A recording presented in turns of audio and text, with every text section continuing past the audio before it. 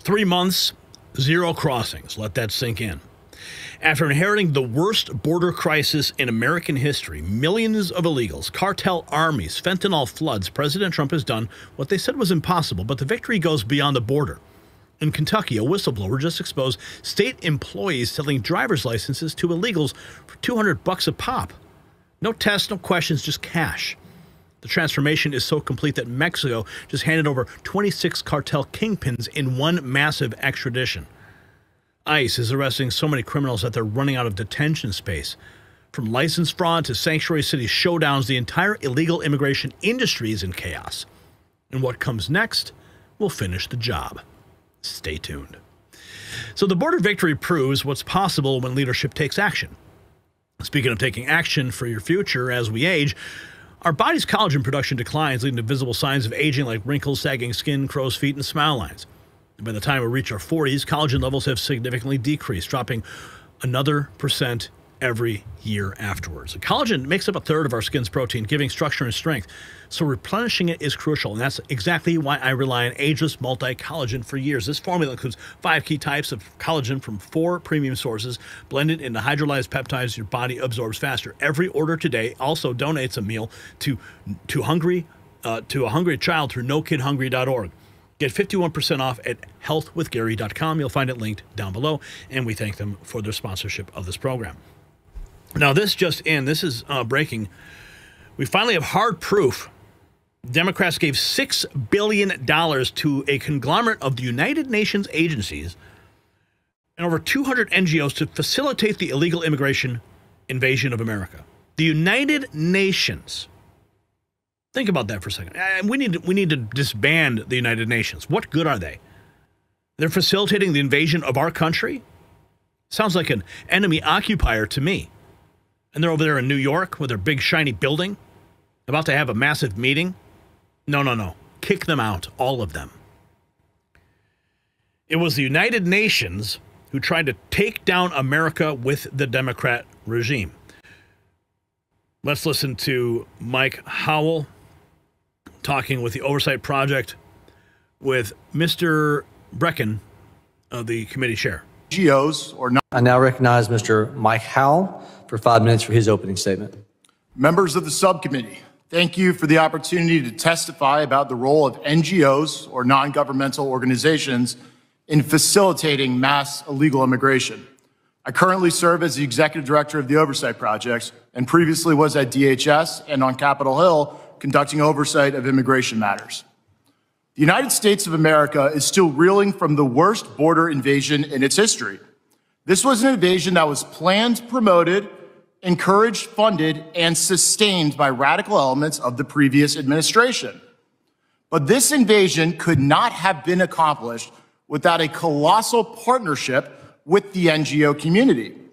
Simply put, the government just did not have the capacity to get this many people in and around the country without the support of the nonprofits.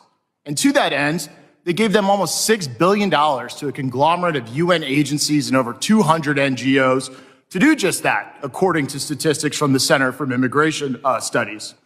The result was that Border Patrol became a daycare.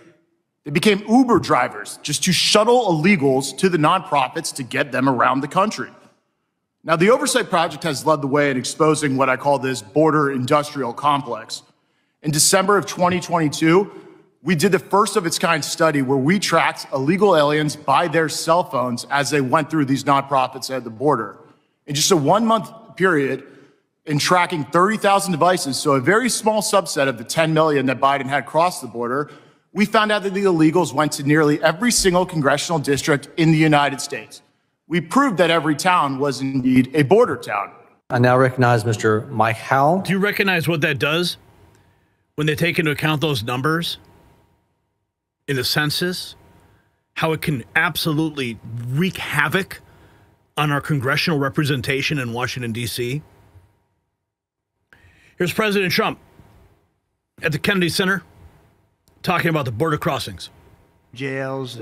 This will be like the border. We started off with millions and millions of people coming in from all over the world, gang members and people from jails. They were unloading their jails into our country.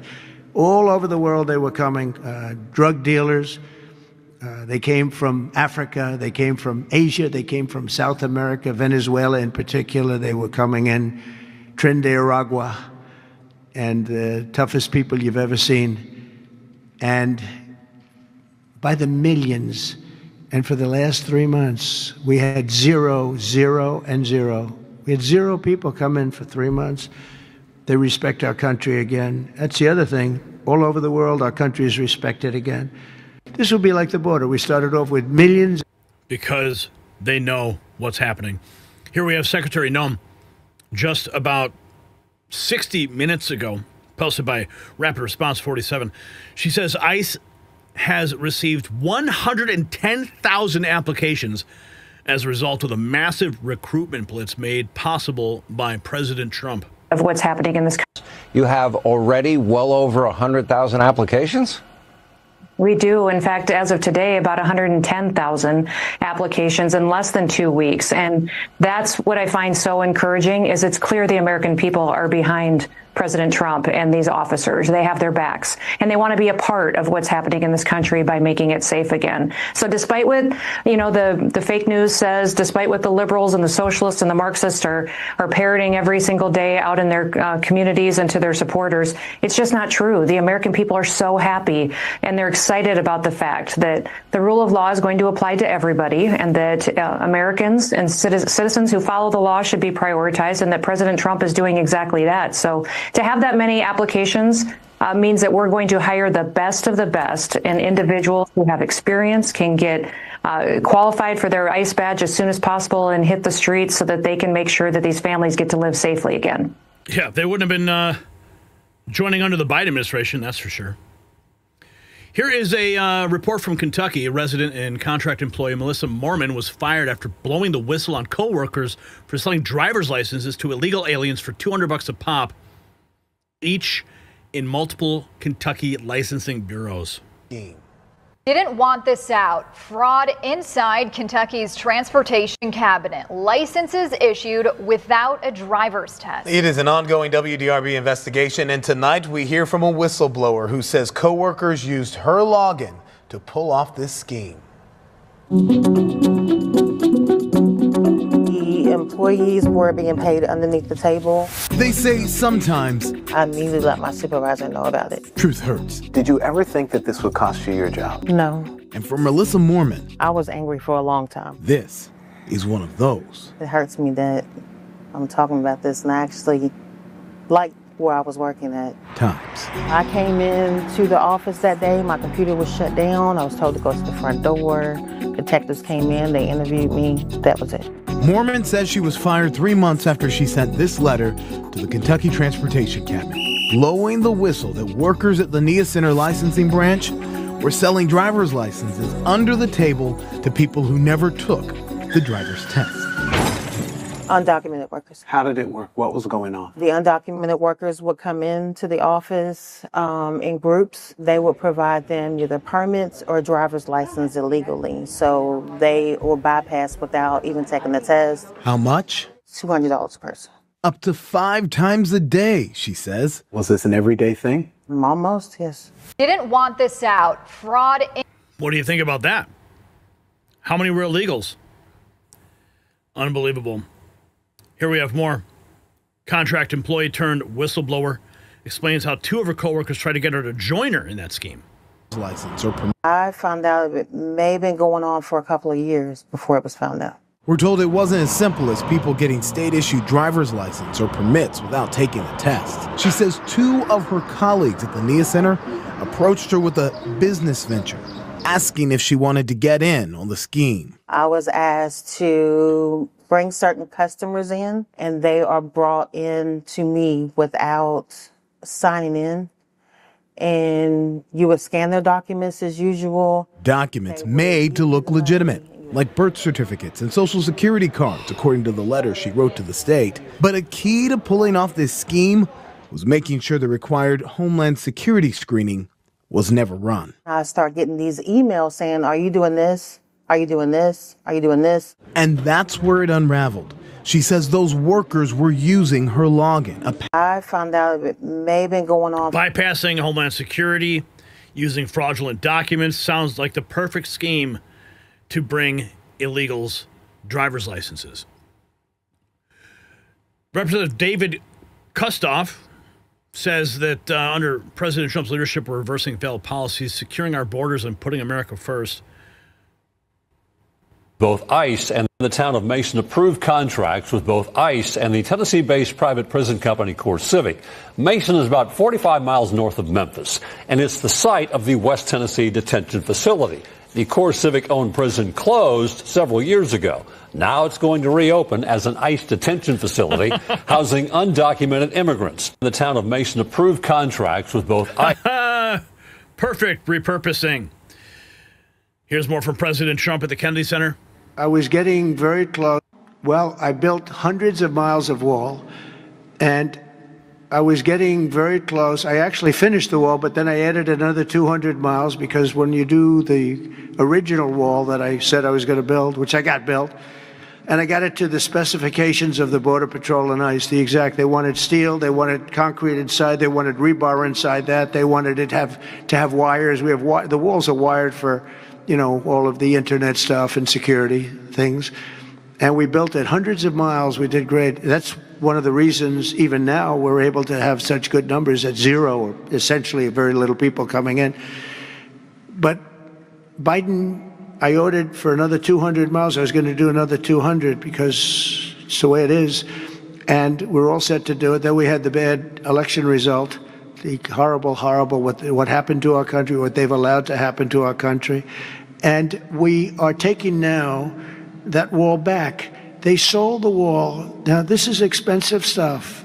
Hardened steel, very expensive. 9,000-pound concrete and rebar. Rebar is very expensive, the hardest rebar. No, it's very hard to cut. You have different materials. It's very hard to cut because they cut it down if they can. It's very hard to cut. And Biden sold it for pennies on the dollar, 3 cents on the dollar, 4 cents on the dollar. He sold it. And I said, these guys really don't want it. That was when I first realized, when I saw the wall was being put up, because we could have finished the rest of the wall in about 4 weeks, anywhere from 3 to 4 weeks. It was all set to go. It was laying down, ready to be put up. The foundations were, and they took over, and they said, we're going to sell the wall. And they sold it, as you know, for pennies on the dollar. Well, Pam Bondi's been working very hard on suing that company, and I think they reached a settlement where we're taking the wall back. But they stole the wall from us. That wall is so expensive to build, and we had it, as you know, hundreds of miles of it, and they came along and they basically sold it for scrap. And what a shame that is. But that was when I first realized that these people actually want to have open borders. Well, open borders. It's absolute, it's treason what they did. Oh, man. Oh, here's Homeland Security posting this. Disgusting. There was any doubt that the Congresswoman from Illinois is fighting for illegal aliens over her actual constituents. Here she is proudly claiming that her family is undocumented. What? Watching that foot about that. I mean, for us members of Congress, for me, who is a daughter of immigrants, who half my family is still undocumented, watching that foot about that. It looks like someone's going to be getting a knock on the door. Sitting Congresswoman Delia Ramirez, Illinois, calls our brave ICE Gov law enforcement a terrorist organization. To call out. Well, Tom Homan, let me tell you, all over the country, we will continue to stand up for our rights, and we will continue to call out the terrorist organization that is ICE. Well, Tom Homan, let me tell you. Yeah, who in your family are undocumented? Yeah, you calling Homan's organization terrorists? You might just be getting a knock on your door. Here we have in news on a massive cartel takedown, 26 kingpins extradited to the United States. In an unprecedented move, Mexico has extradited 26 high-ranking cartel leaders. Check this out. County Sheriff. On to a Fox News alert. Mexico has extradited 26 high-ranking cartel members, including top leaders from the Sinaloa, Jalisco, and Noreste cartels to the U.S. That also includes one suspect who is accused of participating in the 2008 killing of a Los Angeles County Sheriff's deputy. Attorney General Pam Bondi writing, quote, "These 26 men have all played a role in bringing violence and drugs to American shores. Under this Department of Justice, they will face severe consequences for their crimes against this country." From what I'm reading, these 26 individuals, cartel members or leaders, I believe that the U.S. promised to seek the death penalty in order, as part of the deal, to get them here. What's Mexico's, what is their incentive to send those folks here? Well, if you remember, when the Trump administration designated the cartels as a foreign terrorist organization, obviously the Mexican government got incredibly nervous about that because that gives incredible power to the U.S. government to pursue the cartels. So the Mexican government is now cooperating with the U.S. government because it does not want U.S. forces going into Mexico to take care of the cartels, which have been a direct threat and have been terrorizing Americans, in which this administration is clearly not going to tolerate it. So what I find encouraging about this is the collaboration now between the U.S. government and the Mexican government, so that, the Mexican government doesn't get any more of the direct kind of ire and attention from the Trump administration. Yeah, a major win for the Trump administration, because the last place these 26 cartel leaders would want to be is in U.S. custody. And our relationship with Mexico is unique when it comes to trade and also immigration. The timing of all this, what do you think about that and why this is happening right now? Well, of course, President Trump is also threatening increased tariffs against Mexico. But really, Mexico still wants to be considered an ally of the United States. And in that press release that the Trump administration released designating the cartels as a foreign terrorist organization, it developed in that release, the connection between the Mexican government and the cartels, saying the Mexican government cannot tolerate the cartels. It certainly cannot enable and then be enriched by them. And there's been a U.S. concern increasingly that the Mexican government's not cracking down on the cartels and, in fact, is becoming enriched by them. So it's the combination, I think, of the U.S. government threatening increased tariffs and also taking a more adversarial look rather than a look of an ally and a trade partner. Mexico's caving. They're sending them all. Here's a new immigration detention center coming to Colorado. ICE has run out of room. 30 miles north. And a new immigration detention center is going to open in Colorado as the president tries to shore up his immigration enforcement plan. And the new facility will open in Hudson, about 30 miles northeast of Denver, at a state prison, which is currently closed. Let's go live now to Fox 31's Shawl Turner in Hudson tonight with reaction. Shawl? Well, ICE tells us they have just run out of room at the Aurora facility after making more arrests so far this fiscal year than in all of 2024. If they can use it for something good, then I'm good with that. And a new immigration detention center is going to open. Use it for something good? I'm good with it. Let's check in with Tom Homan. Back on the last. Here's why they're angry. Because we pulled the curtain back on the last 4 years of lawlessness of the Biden administration. They stood silent while a record number of women and children were sex trafficked in this country. Yeah. They stood silent when 250,000 Americans died from fentanyl coming across that open border. They stood silent when over 4,000 illegal aliens died making that journey.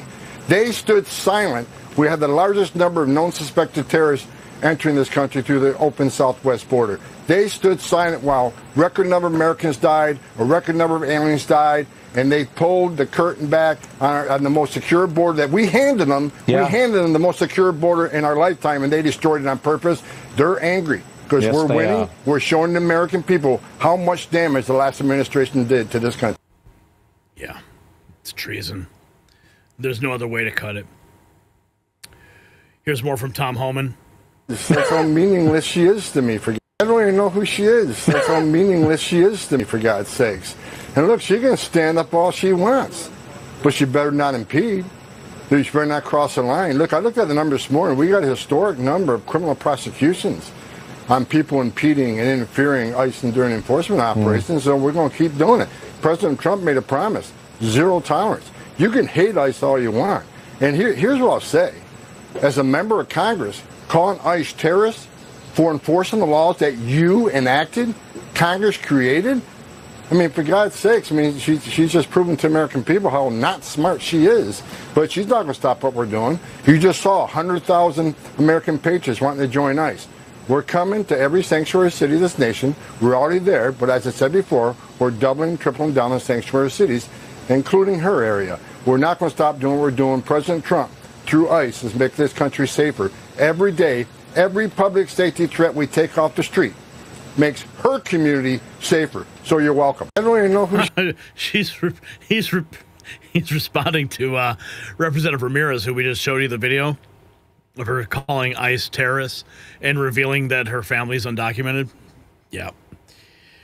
It's laughable. Criminal illegal gangbangers have no place in America under President Trump. Secretary Noem, acting ICE Director Todd Lyons discusses the incredible work. Administration. That's under Trump, 356 criminal illegal alien gang members were arrested in Houston. Compare that to 75 in the same time period under the Biden administration. That's a 375% increase. The total number of crimes committed by those 356, 1,685 included murder, child sex crimes, sex trafficking, arson, and theft. And I'm sure that those numbers are reflected across the country, Todd. These are the people that you're apprehending and targeting prioritization for removal. Yeah, 100%, John. And you see that with the numbers out of the Houston office. You know, just nationwide, we've arrested more than 3,500 TDA gang members who are some of the worst criminals with an organization that's been designated a foreign terrorist group by the president. So you can see that those are the ones that we're focused on. So, you know, it's great that I can come on like today and highlight the good work the men and women of ICE are doing, because I don't think the American public as a whole realizes just exactly who ICE is going after every day. And these numbers show it. If you got value from this report, tap subscribe. My final thought is next. This is what winning looks like. 3 months of zero border crossings after Biden handed Trump millions of illegals, gang members, and enough fentanyl to kill every American twice. Now Mexico's extraditing cartel bosses faster than Democrats can cry about it. 26 kingpins in handcuffs, ICE running out of detention space because they're actually doing their job. Tennessee and Colorado reopening facilities. Kentucky busting license for cash schemes. And Trump even taking back the wall sections that Biden sold for scrap. Remember when they said the border couldn't be secured? When they called the wall racist? When sanctuary cities virtue signaled while Americans died from fentanyl? Tom Homan warned them. Every criminal removed makes their communities safer, whether they admit it or not. 250,000 Americans dead from fentanyl on Biden's watch. Now it's over. So here's my question. Should sanctuary city politicians be charged as accessories to trafficking? Yes or no? If you want to support the Next News Network, you can hit our merch shop. It's linked down below where you can trigger a liberal today. It's shop.nextnewsnetwork.com.